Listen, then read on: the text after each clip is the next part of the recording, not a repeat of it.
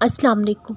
हम कितनी जल्दबाजी करते हैं, जैसे ही दुआ मांगे फ़ौरन कबूल हो जाए। हम इंसान अगर किसी की कोई दुआ कबूल होते देख ले, वही दुआ हम कब से मांग रहे हो और कबूल ना हो रही हो, हम अल्लाह ताला से सवालात शुरू कर देते हैं, लोगों से सवालात शुरू कर देते हैं, हमारी दुआ क्यों कबूल नहीं होती या कब कबूल होगी।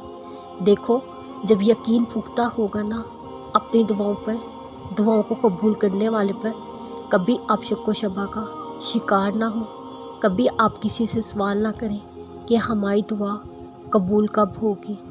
अल्लाह पर यकीन रखने वालों को अपनी मांगी हुई दुआओं पर यकीन होता है, क्योंकि उनका यकीन दुआ का इख्तियार देने वाले पर पुख्ता होता है।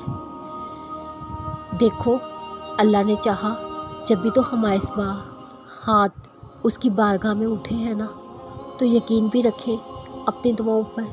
यकीन वालों की दुआएं रद्द नहीं होती। अब कुछ लोग दुआ के बारे में इस तरह सोचते हैं, जब तकदीर का फ़ैसला अल्लाह के सुपुर्द है, वो अपनी हिकमत के मुताबिक जो फ़ैसला कर चुका है वही रोनुमा होगा, फिर दुआ मांगने से क्या हासिल। ये एक बहुत बड़ी गलतफहमी है जो आदमी के दिल से दुआ की अहमियत निकाल देती है। इस ख्याल मुब्तला रहते हुए अगर इंसान दुआ मांगने में भी, तो उसकी दुआ में कोई रूह बाकी नहीं रहती। तुम्हारा रब कहता है, मुझे पुकारो, मैं तुम्हारी दुआएं कबूल करूँगा। इस आयत में अल्लाह ने साफ अल्फाजों में कह दिया, मुझे पुकारो, मुझसे मांगो, मैं सुनूँगा, मैं तुम्हारी दुआ कबूल करूँगा।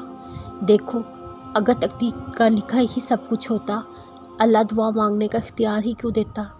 इस आयत से हमें ये बात समझ आती है, इंसान तो बिलाशबा अल्लाह के फ़ैसले को बदलने की ताकत नहीं रखते, मगर अल्लाह ताला ज़रूर की ताकत रखता है। वो बंदे की दुआएं और इल्तिजाएं देखकर अपना फ़ैसला बदल दे।